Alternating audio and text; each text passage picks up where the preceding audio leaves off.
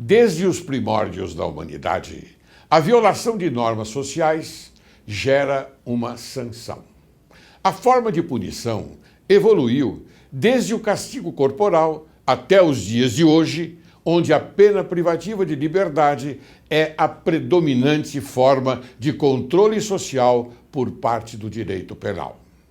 É disso que o direito penal tem por função tutelar os bens mais significantes à sociedade através da tipificação de condutas consideradas mais nocivas e estipulando sanções, e a própria Constituição determina que não há crime sem lei anterior que o defina, nem pena sem prévia cominação legal.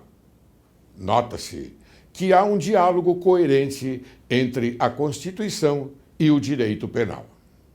No entanto, é pacífico no mundo da ciência penal a afirmação de que a pena justifica-se por sua necessidade, pois, sem a pena, não seria possível a convivência na sociedade de nossos dias.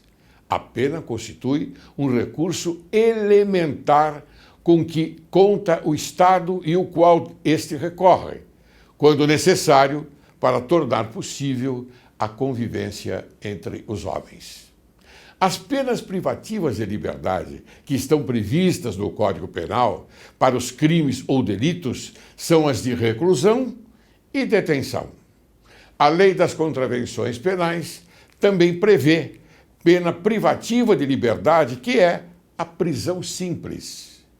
A sociedade sempre haverá de precisar do direito penal para o combate dos delitos.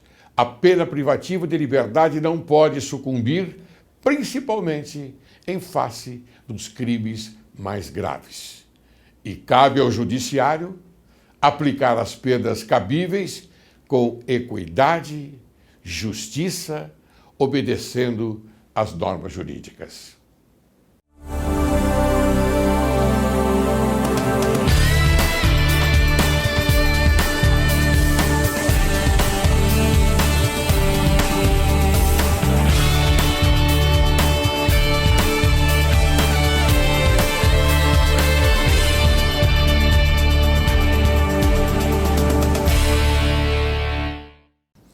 Direito e Justiça em Foco é o teu programa e este é o teu país.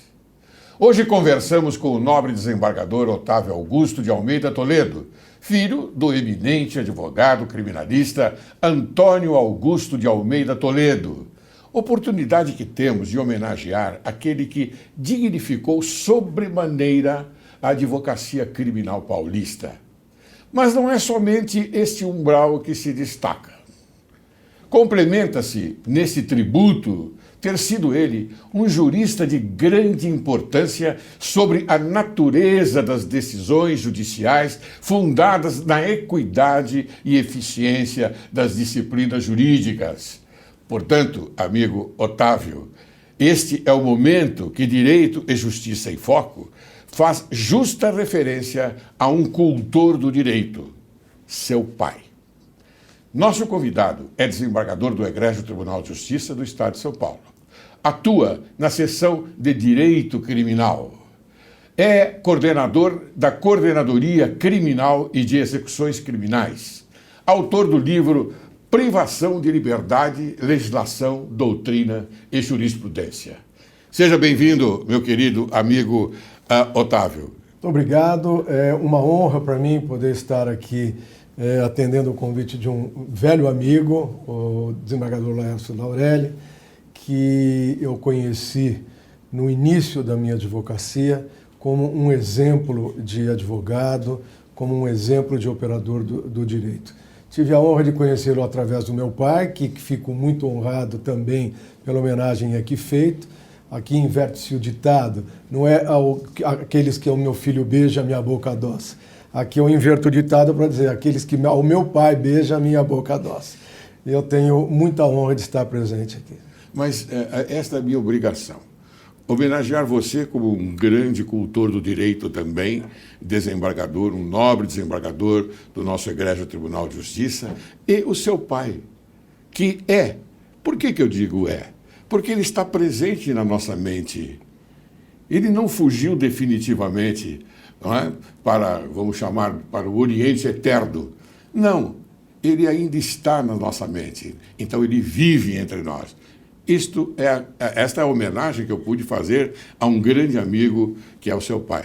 Mas hoje vamos falar sobre a privação de liberdade, legislação, doutrina e jurisprudência. Eu queria que o telespectador observasse bem o que diz a apresentação do nobre desembargador também, Guilherme de Souza Nucci. Ele diz o seguinte: a obra Privação de Liberdade, de autoria do desembargador Otávio Augusto de Almeida Toledo e do assistente jurídico Bruno Gabriel Capete, pode ser descrita em uma só palavra: completa. Aqui diz tudo, não é verdade? Eu acho que o Nucci foi efetivamente generoso com relação a isso, mas nós procuramos abordar todas as formas em que um cidadão pode se ver privado da liberdade dentro do ordenamento jurídico brasileiro. Claro. Dentro de uma legalidade estrita e que ele pode privar o cidadão da sua liberdade. Eu andei dando uma olhadinha aqui no seu livro. Eu posso dizer ao telespectador, o cultor do direito também, que esse é um excelente livro, deve estar sempre ao lado do advogado criminalista. É excelente. Bem, nós temos algumas perguntas a fazer a você e vamos já iniciá-las, tá bom? Tá ótimo. Tudo bem? Sem dúvida. Muito bem. Mais uma vez eu quero agradecer a tua presença, tá bom, Otávio? Tá ótimo. Ótimo. O que você entende por privação de liberdade? Isso é muito comum. As pessoas, o povo brasileiro, ele não está muito bem informado a respeito daquilo que a gente conhece bem. Então, esse é nosso objetivo: informar o povo, a sociedade. O que você entende por privação de liberdade? Pois é. A privação de liberdade, como o próprio nome traz, é uma impossibilidade de alguém de se locomover e de ter a sua liberdade absoluta de ir e vir. Isso, quando praticado, obviamente, por um particular, chega a ser um crime, Sim. Como efetivamente se trata de cárcere privado e outras coisas. A privação de liberdade dentro do ordenamento jurídico a torna legal. E, como até conta um caso interessante, porque feito um comentário num site sobre o livro, veio uma crítica dizendo que os autores tratavam a privação de liberdade como a violência estatal, a maior violência estatal prevista.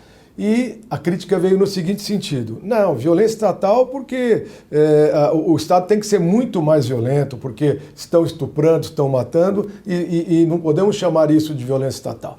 Eu tento traduzir da seguinte forma: efetivamente, violência estatal porque priva alguém da sua liberdade. Não que ela seja desnecessária. Ela é uma violência necessária neste ponto de vista, tanto que ela é legalizada. Então ela traz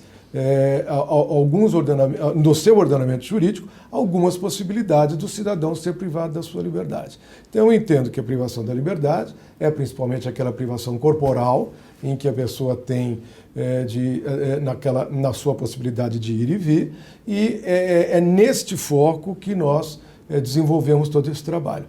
Na privação stricto sensu. Sim. É claro, a privação de liberdade, ela se aplica porque o agente cometeu um crime, cometeu uma infração penal. Exatamente. Contra os princípios da sociedade. Então, sem dúvida nenhuma, o que acontece se formos refletir pela área da sociologia, será que o mais correto é privar algum cidadão da sua liberdade? Por que aspecto? O aspecto de pena, de castigo, aquele aspecto que a pena tem de castigo, ou pelo aspecto de segurar, conter um ser humano que pode ser pernicioso à sociedade.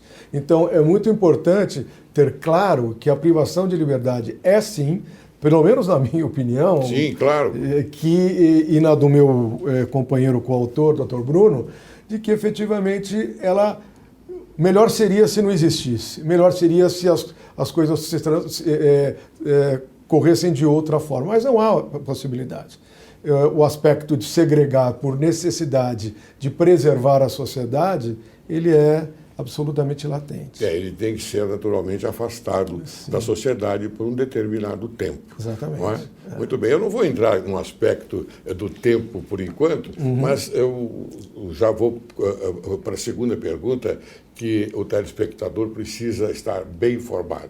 Quais são os tipos de privação de liberdade admitidos no ordenamento jurídico brasileiro? Pois é, então o que está uma subdivisão que é absolutamente inteligível e absolutamente didática, nós dividimos primeiro na prisão provisória. Sim. Prisão provisória tem algumas subdivisões dentro dela, em que há a prisão em flagrante, todo aquele que é preso em flagrante delito ele é detido e levado ao cárcere até que aquela prisão seja apreciada por uma autoridade judicial e imediatamente seja transformada ou numa liberdade, solta-se, ou numa prisão, decretação de prisão preventiva. Hoje temos ainda, nós vamos falar um pouco mais à frente, sobre a questão das medidas intermediárias que hoje a legislação veio contemplar. Mas então nós temos primeiro a prisão em flagrante, que é o que pode imediatamente, provisoriamente, segurar alguém no cárcere. A segunda questão é a prisão temporária. A legislação veio com uma, não tão recente, mas uma alteração contemplando a prisão temporária. E a prisão temporária que tem data para começar e acabar, ou melhor, tem data para começar, na minha modesta opinião, tem que terminar absolutamente no momento em que ela se exaure, em que ela atende o seu momento. E a terceira é a questão da prisão preventiva decretada depois de uma prisão em flagrante. Bom, esses tipos que você coloca para nós, entendemos, claro. Eu queria complementar no seguinte efeito. Há necessidade, então, da aplicação nessa nova parte que acontece no Tribunal de Justiça, audiência de custódia? Pois é, olha, extremamente oportuna, talvez você nem saiba, você é uma pessoa extremamente bem informada, talvez saiba. O Tribunal de Justiça de São Paulo foi instado a implementar uma medida pelo CNJ, que foi uma atitude do CNJ, junto com a presidência e a Corregedoria do Tribunal de Justiça, para que nós implementássemos essa questão da audiência de custódia. Quando eu tive a oportunidade de receber pelo tribunal, como coordenador criminal, uma comitiva da ONU que tratava de direitos humanos. E eles perguntaram e fizeram a seguinte pergunta a mim: em quanto tempo o preso de vocês, aquele preso em flagrante, é encaminhado à presença de um juiz? Eu disse: com muita sorte, dentro de uns 4 meses, 5, quando ele for interrogado. E eles efetivamente entenderam como aquilo uma coisa meio estranha diante do ordenamento jurídico internacional. Isso acabou sendo feito um relatório e encaminhado a eles.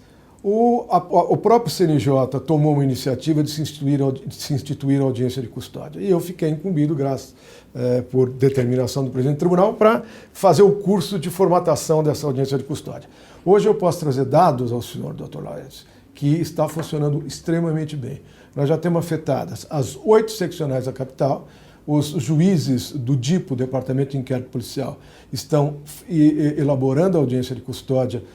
Lá no DIPO que se faz? É lá no DIPO, com muito sucesso, com a colaboração efetiva, tanto da Ordem dos Advogados do Brasil, que através dos advogados conveniados, como da Defensoria Pública, que colocou profissionais também para atender, e o Ministério Público. Certo. Então nós temos hoje uma coisa que se entendia absolutamente impossível de se implementar.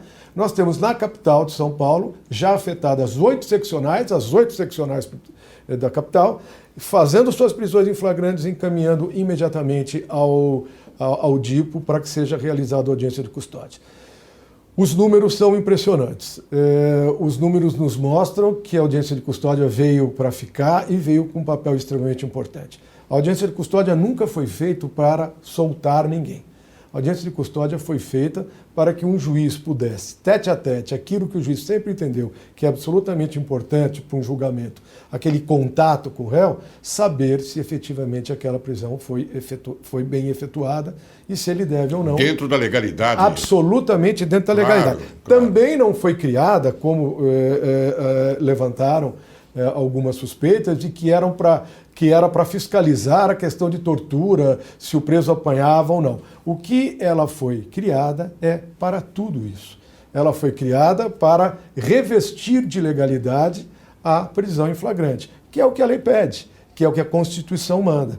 Então, efetivamente, isso vem tranquilizar o próprio juiz, o próprio julgador e a própria polícia. Apresenta o preso em flagrante, ele é entrevistado, isto é gravado, não é reduzido a termo, não será usado contra ele na sua instrução, nem a favor nem contra, porque tem uma determinação de que isso não fica constando dos autos e fica apenas em gravação e logo após isso o juiz emite a sua manifestação, decretando a prisão preventiva, aplicando as medidas cautelares ou concedendo a liberdade provisória. Muito bem, eu entendo como uma segurança, uma garantia da segurança para o acusado também, por aquele que está principalmente, porque a presença do juiz ela é muito importante, não é? Numa prisão em flagrante, por exemplo. Não é? Nas 24 horas, ele é obrigado a ser apresentado a um juiz, não é isso?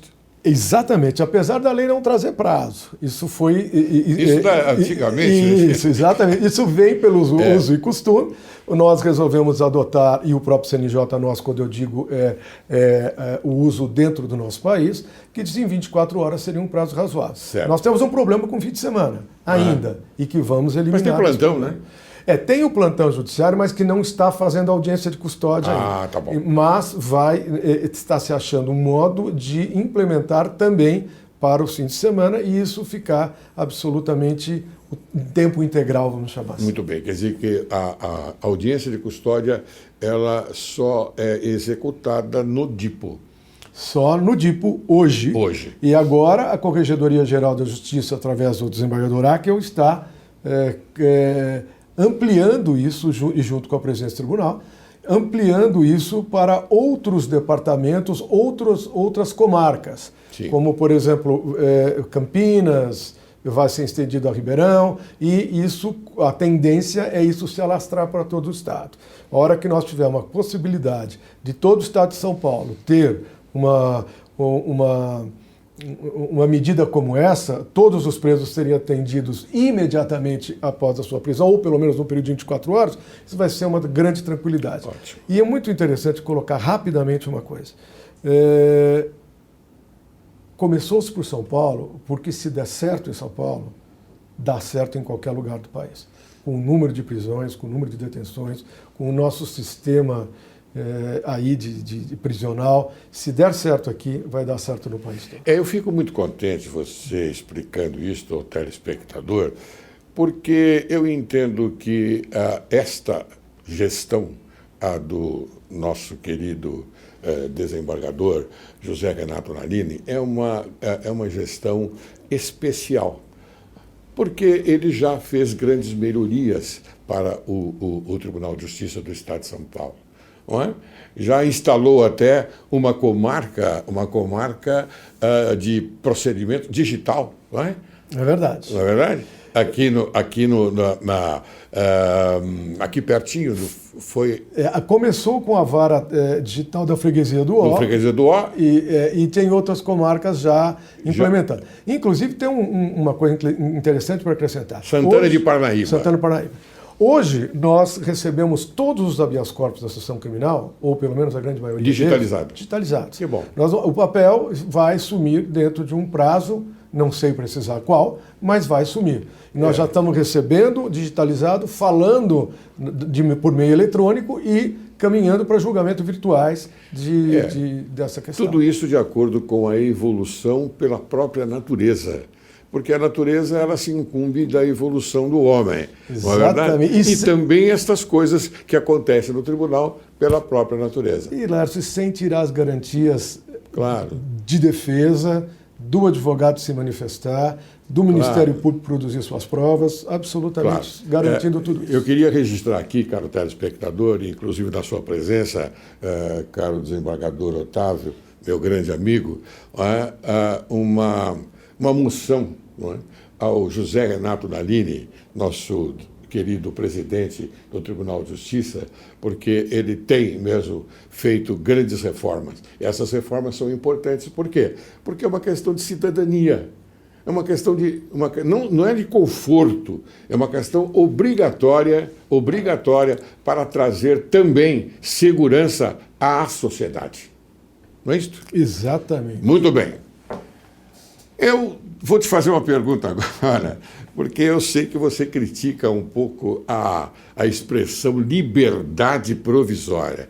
Como é que é isso? A legislação anterior previa, efetivamente, a prisão como uma regra. Sim. Todo aquele que era preso em flagrante ficava preso e depois tinha sua pena. Com o passar dos anos, veio a alteração, o que chamaram de Lei Fleury, lá atrás, e que acabou substituindo, dando a concessão de um termo chamado liberdade provisória. Para mim, a liberdade é a regra. Uma liberdade não é provisória. O que é provisório é a prisão, principalmente no ordenamento jurídico brasileiro. Nós não temos prisão perpétua, nós temos um prazo limitado para a prisão. Na minha opinião, a prisão é provisória. E a liberdade é ampla. Então, quando alguém recebe um decreto de liberdade provisória, quando o juiz concede a liberdade provisória, está concedendo a liberdade plena, e não a liberdade provisória dele. Sim. A legislação continua usando o termo liberdade provisória. Eu critico isso e gostaria muito que, na reforma, viesse já sem o termo liberdade provisória. Eu fico contente que você se refere a este fato, pelo seguinte, porque eu também concordo com isso. Eu acho a liberdade a regra, a exceção é a prisão. Exatamente. Liberdade é a regra, a exceção é a prisão. Bem, Otávio, eu vou chamar agora um pequeno intervalo, aí depois nós vamos continuar com essa belíssima conversa, tá bom? À sua disposição. Você aguarde, logo, logo retornaremos.